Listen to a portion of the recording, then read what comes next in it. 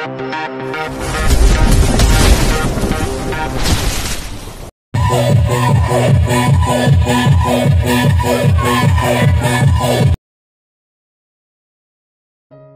89-90. Om Presdir terpikat gadis miskin. Setelah rapat sudah selesai dilakukan, Arya pun bergegas lebih dulu meninggalkan semua orang, dengan menyerobot dan menyenggol siapa saja orang yang sedang berjalan atau berada di hadapannya menuju parkiran basement. Setelah mengambil dan mengendarai mobilnya, La langsung melajukan keluar dari basement dengan kecepatan 130 km/jam menuju pulang ke rumahnya. Tak lama dengan kecepatan tinggi selama perjalanan menuju rumah, Arya sudah sampai di rumahnya. Saat ingin masuk, pintunya sudah jelas terkunci dan pikirannya pun mulai berkecamuk. Itu artinya Dini keluar dan entah kemana dia pergi. Dengan keras ia membuka pintu utama lalu masuk mencari Dini di sekitar rumahnya. "Dini!" panggil Arya mencari. Dia berjalan ke sana kemari melacak di seisi rumahnya. Namun, tidak ada sahutan apapun yang diberikan. Dengan gundah Arya mencarinya ke kamar Dini dan sudah jelas dia tidak ada di sana. La sudah mencari kemana-mana sampai halaman belakang rumahnya, kamar mandi, toilet, dapur, kamar Arya, gudang, serta semuanya ruangan dan setiap sudut yang ada di rumahnya yang berlantai 3 tingkat itu. Dan sudah jelas kemanapun Arya mencari, dia tidak akan menemukannya. Perasaan Arya semakin berkecamuk, keringat dingin sudah mulai bercucuran membasahi pakaian jas kantornya.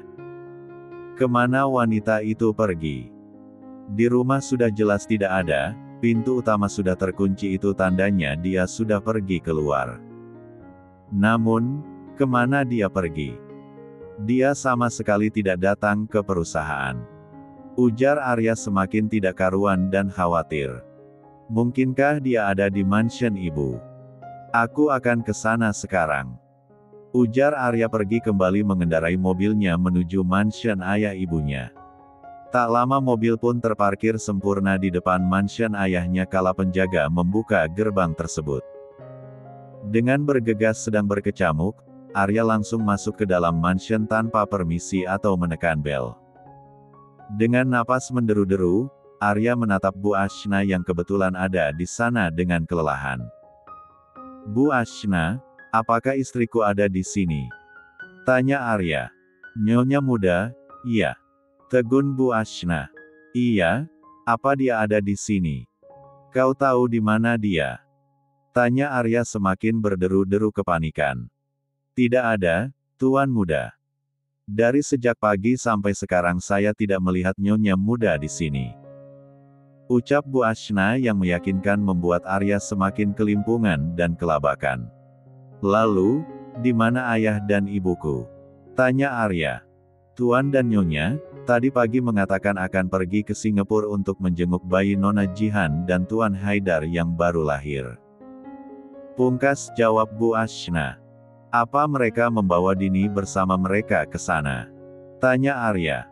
"Sepertinya tidak, Tuan Muda.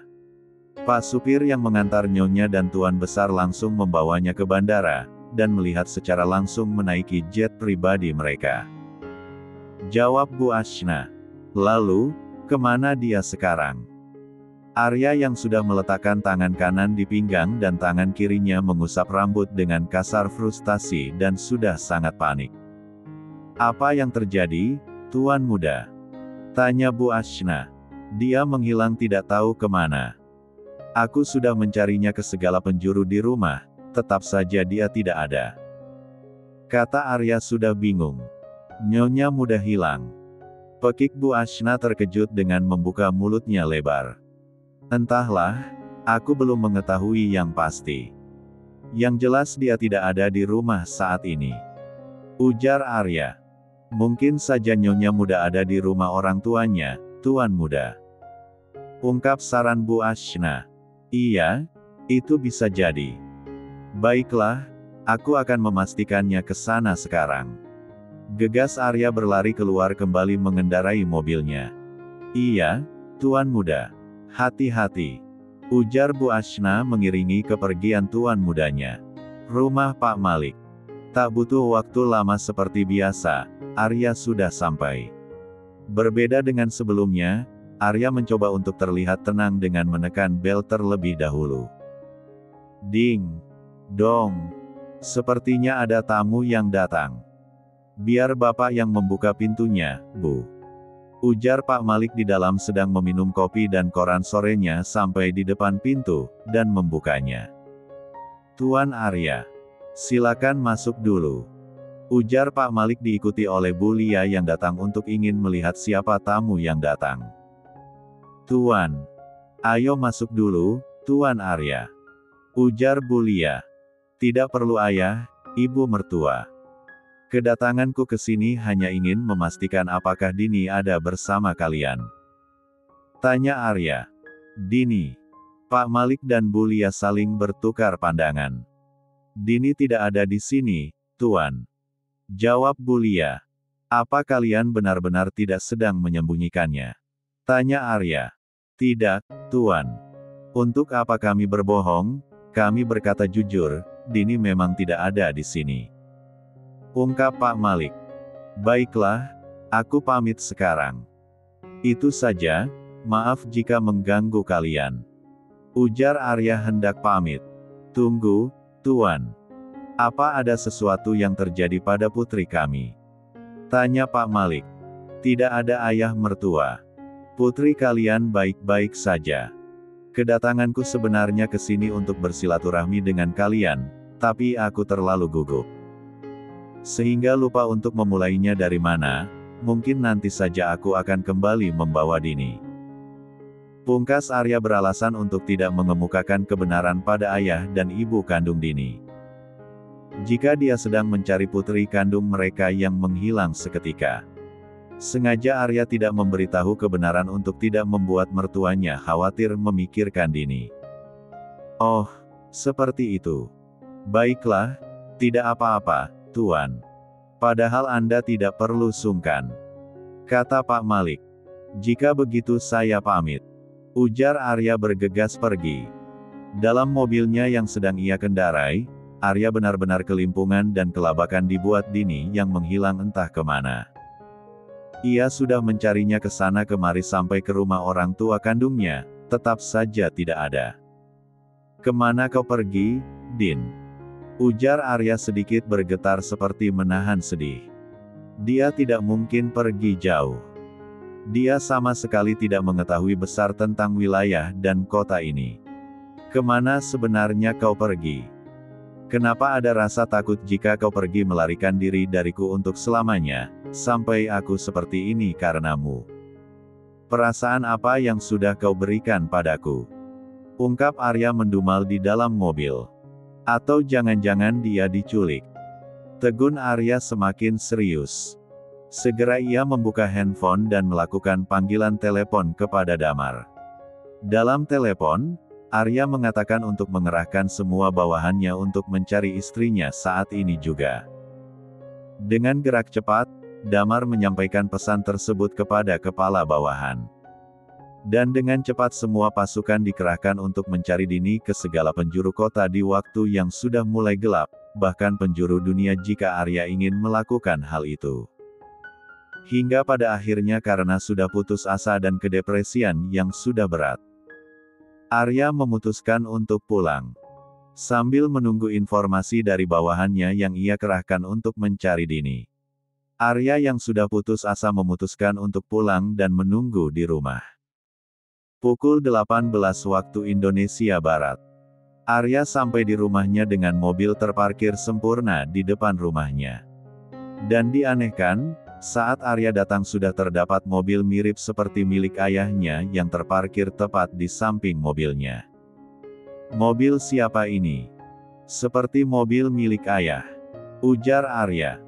Arya memutuskan untuk menuju pintu utama.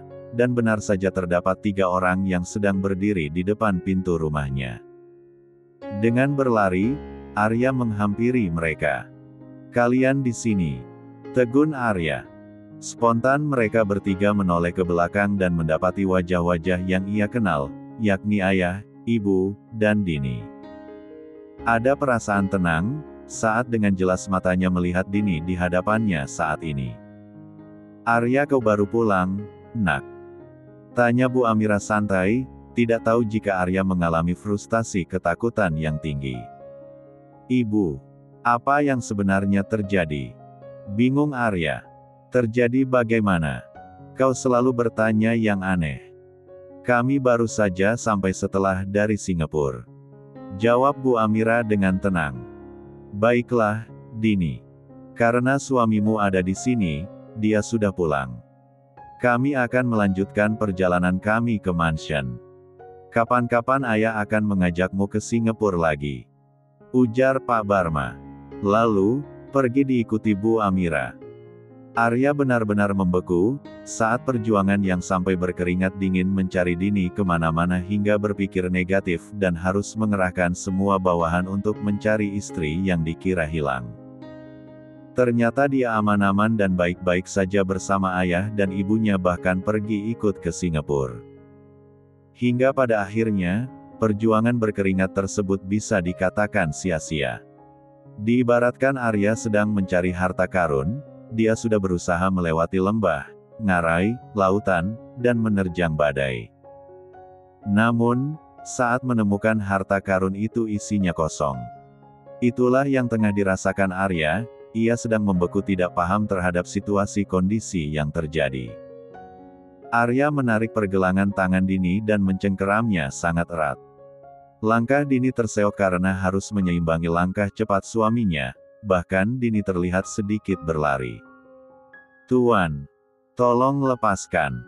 Tanganku sakit," ucap Dini. Arya tak menjawab. Bahkan langkahnya semakin cepat menaiki anak tangga. Dini yang melihat amarah di wajah Arya, tidak berani lagi menegurnya. Jujur saja Dini takut jika suaminya membentak, karena sejak kecil Dini hidup dengan kasih sayang, tidak pernah ada seorang pun yang membentaknya, bahkan orang tuanya. Terkecuali orang yang mencaci dirinya. Arya membuka kamar Dini, menyeretnya masuk, dan ditariknya kasar hingga Dini terjerembab di atas ranjang. Dini terus menunduk, tidak berani menatap mata suaminya yang telah menatap tajam padanya. Bahkan sebelumnya Dini sudah menduga dan mempersiapkan diri dari amarah Arya.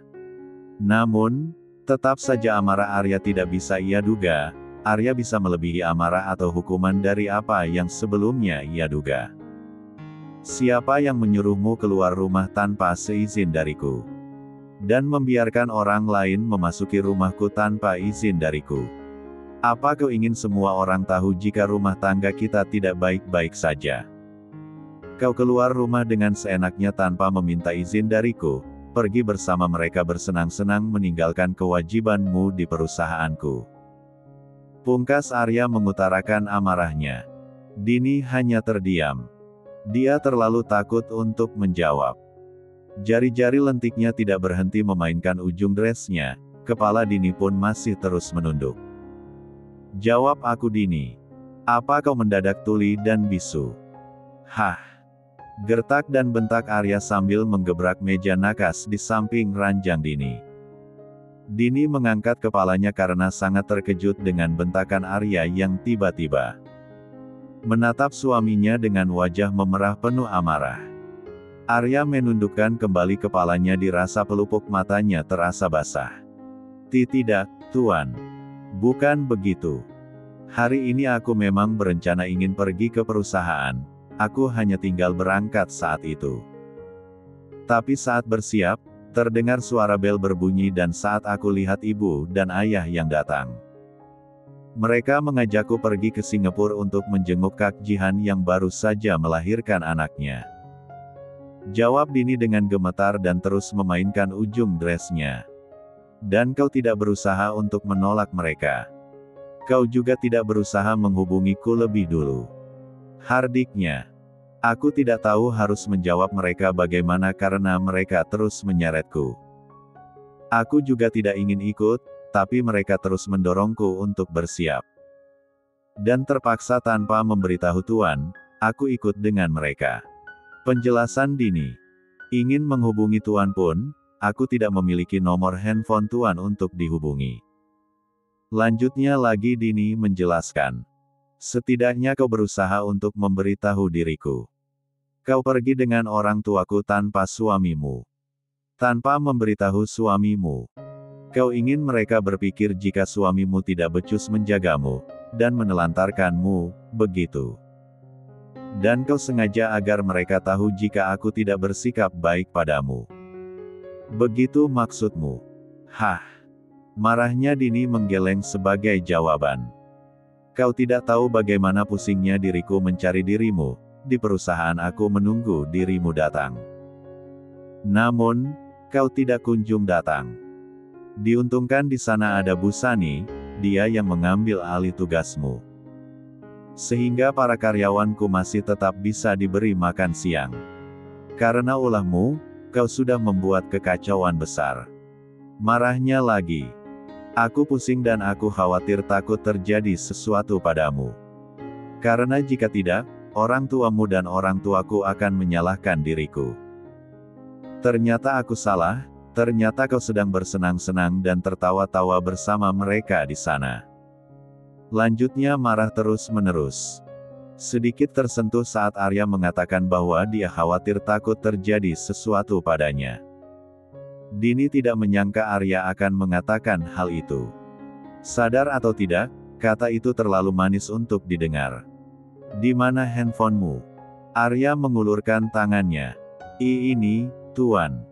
Jawab Dini cepat patuh dengan langsung mengeluarkan handphone dari tas lalu, memberikannya pada Arya. Arya mengambil handphone Dini dengan sarkas dari tangannya. Sungguh baik sekali wanita ini menggunakan handphone, yang sama sekali tidak dipasang kunci layar menggunakan PIN, atau pola. Dengan mudah Arya mengutak-atik handphone miliknya, entah apa yang dia lakukan. Aku sudah menyimpan nomor teleponku di kontak handphonemu, dan aku juga sudah menyimpan nomormu. Jadi, tidak ada lagi alasan bagimu untuk tidak menghubungiku. Walaupun itu hanya sekedar meminta izin atau memberitahu diriku. Ujar Arya sedikit menggunakan nada lembut. Iya, Tuan. Terima kasih. Jawab Dini gugup mengambil handphonenya dari tangan Arya. Dini tidak menyangka akan mendapatkan nomor handphone Arya, yang pastinya isi kontak Arya hanya nomor orang penting saja. Hah, menghela nafas dalam-dalam, gara-gara dirimu, aku sampai tidak makan siang. Mencarimu ke sana kemari yang tidak datang ke perusahaan dan tidak ada di rumah. Aku seperti orang gila yang panik mencari angin yang sudah jelas tidak terlihat dan tidak perlu dicari. Kesal Arya. Maafkan saya, Tuan. Apa Tuan ingin saya buatkan makan malam? Ya, tentu saja. Aku sampai tidak makan hanya karena dirimu. Seharusnya kau sadar diri dan buatkan aku makan. Kecam Arya. Saya akan buatkan sekarang, Tuan. Jawab Dini. Sebelum itu siapkan aku air hangat. Aku ingin berendam lebih dulu sebelum mandi, kau masuk saja ke kamarku. Aku akan memasukkan mobilku dulu. Ujar Arya sambil melenggang keluar. Baik, Tuan. Jawab Dini mengangguk mengiring kepergian Arya yang akan pergi ke parkiran basement. Bab 90. Setelah itu, Dini pergi menuju kamar Arya yang sangat luas dan juga nyaman. Dia masuk ke dalam kamar mandi yang terdapat di kamar Arya, mengisi bathtub dengan air hangat setengah penuh. Sekiranya sudah cukup, Dini langsung pergi keluar kamar Arya dan dapur memulai memasak makan malam untuk Arya. Dini sudah berkecimpung di dapur dengan bahan-bahan masakan, kompor, dan bumbu masakan. Dari pertama memulai mengiris bawang putih, merah, bombay dan memotong daging serta bahan-bahan lainnya. Sejak menikah, Dini banyak sekali belajar tentang berbagai macam olahan memasak makanan melalui buku resep dan video. Sehingga tidak dipungkiri lagi saat ini dia sangat mahir dalam memasak dibandingkan sebelumnya saat masih single. 15 menit berlalu. Saat 2 menu masakannya semua sudah selesai dimasak dan hanya tinggal 1 menu lagi menunggu matang dalam wajan di atas kompor. Dini teringat akan sesuatu. ia belum menyiapkan handuk dan batrobe Arya. Aku lupa menyiapkan handuk dan batrobe, Tuan. Bisa saja Tuan selalu menyimpannya di lemari luar kamar mandi, dan lupa membawanya ke dalam.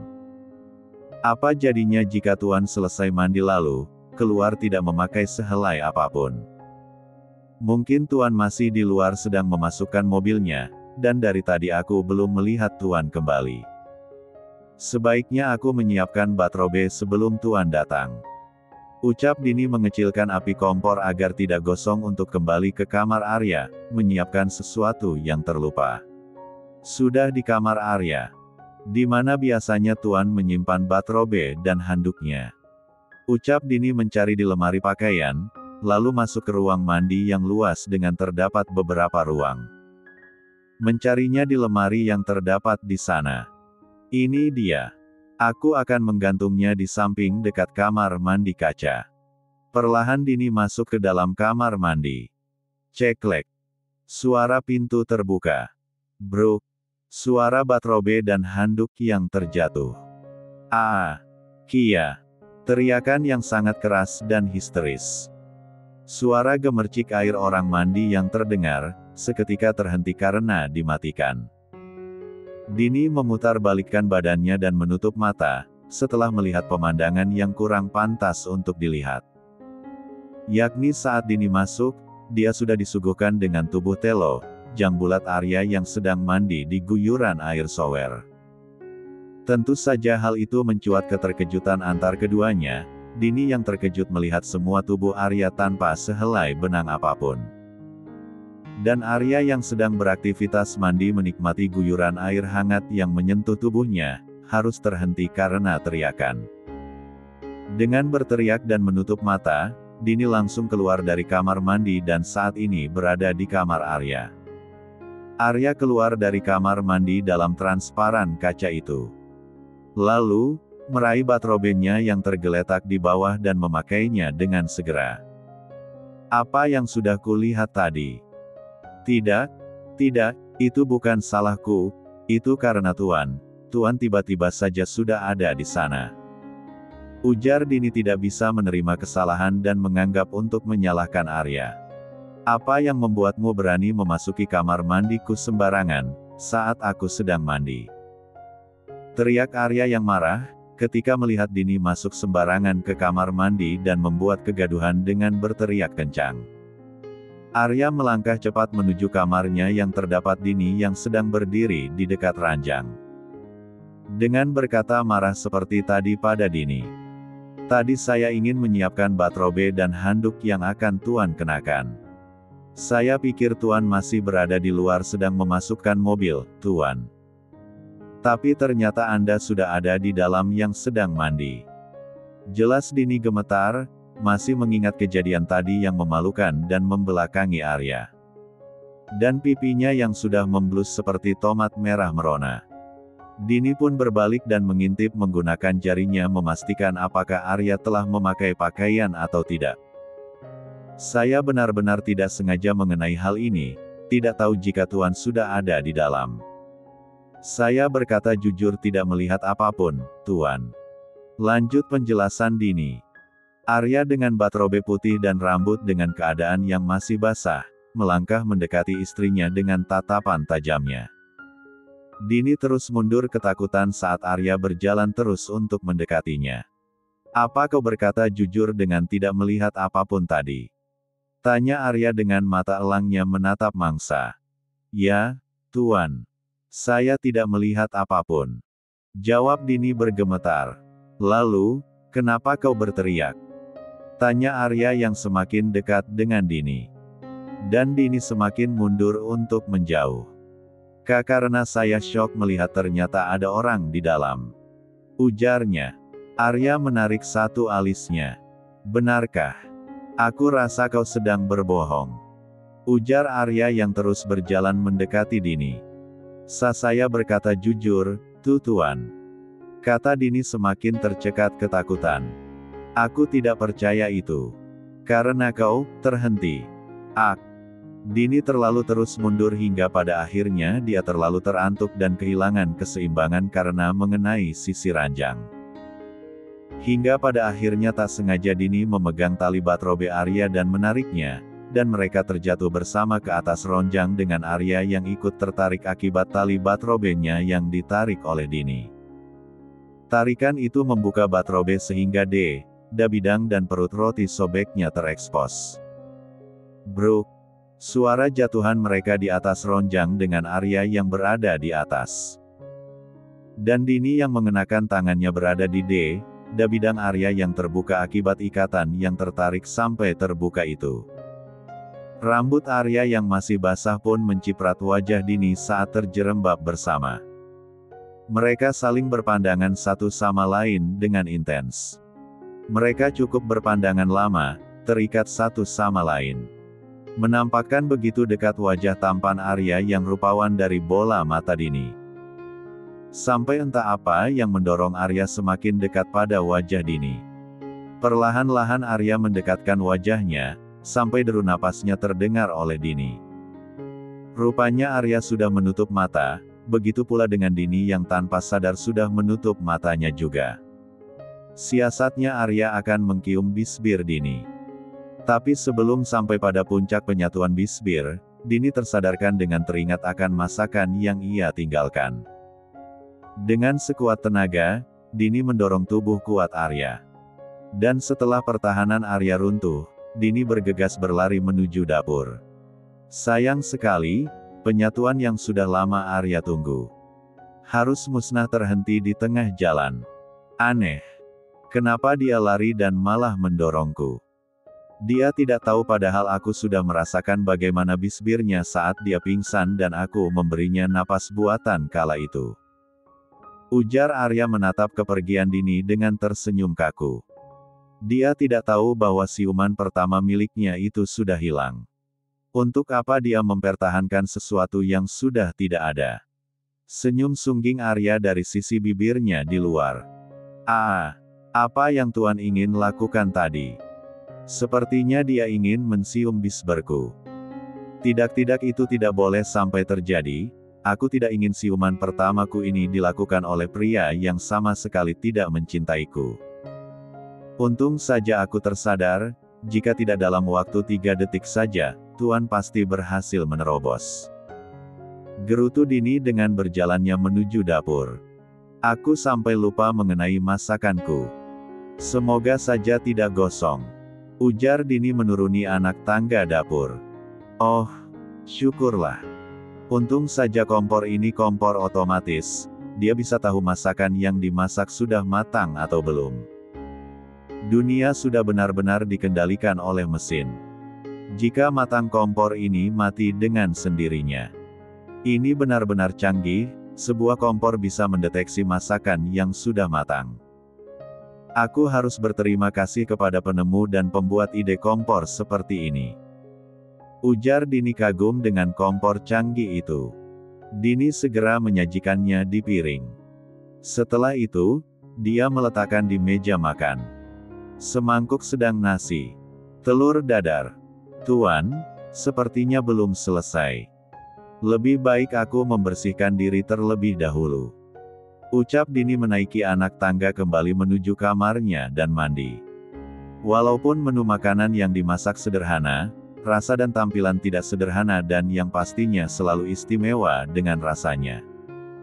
Dengan memakai kaos polos berwarna putih dan celana kain stretch hitam. Memberikan kesan sangat tampan, rupawan dan juga sederhana. Arya yang sudah selesai memakai pakaiannya, segera turun menuruni anak tangga menuju ruang makan. Di sana sudah terdapat 3 menu makanan untuk hari ini Arya makan malam. Dengan hanya baru melihatnya saja, Arya sudah menelan salivanya tergiur akan aroma dan bentuk masakan tersebut. Sepertinya aku akan makan banyak hari ini. Di mana wanita itu? Apa dia jadi malu lalu bersembunyi atas peristiwa tadi? Bertanya Arya pada diri sendiri menanyakan Dini yang tidak ada di tempat. Dini! Teriak panggil Arya. Seperti ada yang memanggilku. Ucap Dini di kamarnya, yang samar-samar ia dengar menyebut namanya yang sedang menyisir rambut setelah selesai mandi dan berganti pakaian. Dini! Teriak Arya memanggil sekali lagi. Hah, itu suara Tuan. Dia menyebut namaku. Heran Dini dan syok. Kemana wanita itu? Linglung Arya. Iya, Tuan. Saya di sini. Ada yang ingin Tuan perintahkan pada saya. Ujar Dini dengan tergesa-gesa menuruni setiap anak tangga menuju ruang makan. Kemana saja kau? Tanya Arya yang sudah duduk di kursi utama milik posisinya di meja makan. Saya selesai mandi, Tuan. Jawab Dini yang langsung menyajikan makanan di piring Arya. Kenapa kau tidak melakukannya bersamaku tadi? Kau juga sudah masuk, bukan? Kita bisa melakukan itu berdua di sana. Ujar Arya terlalu berteka-teki membuat Dini belum sampai menangkap maksud perkataan Arya. Maksud, Tuan? Tanya Dini tidak mengerti. Arya malah tertawa kecil. Pemandangan yang langka dan indah untuk dilihat oleh Dini, yang baru pertama kalinya setelah menikah ia bisa melihat Arya tertawa. Padahal setiap harinya, wajah Arya kaku, dingin, masam, dan tanpa ekspresi. Silakan dimakan, Tuan. Ujar Dini gugup melihat tawa kecil Arya sangat menyajikan makan untuknya. Arya mulai menyantap makanan yang sudah disajikan Dini dalam piringnya. Suapan pertama sudah masuk ditelan menuju perutnya. Seperti biasa, makanan yang selalu kau masak. Itu selalu terhenti di akhir kata karena tersadar akan perkataannya. Tuan, mengatakan sesuatu. Tanya Dini tidak begitu jelas mendengar Arya berbicara. Tidak. Memangnya apa yang aku katakan tadi? Ujar Arya tidak mengaku. Oh, baiklah. Mungkin saya salah dengar. Kata Dini tidak begitu yakin. Sudah jelas tadi Tuan berbicara.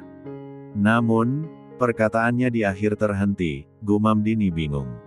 Apa kau sudah makan? Tanya Arya di sela Dini sedang bergelut dengan pikirannya. Iya, Tuan. Tanya Dini tidak mendengar. Hah, apa kau sudah tuli di usia muda?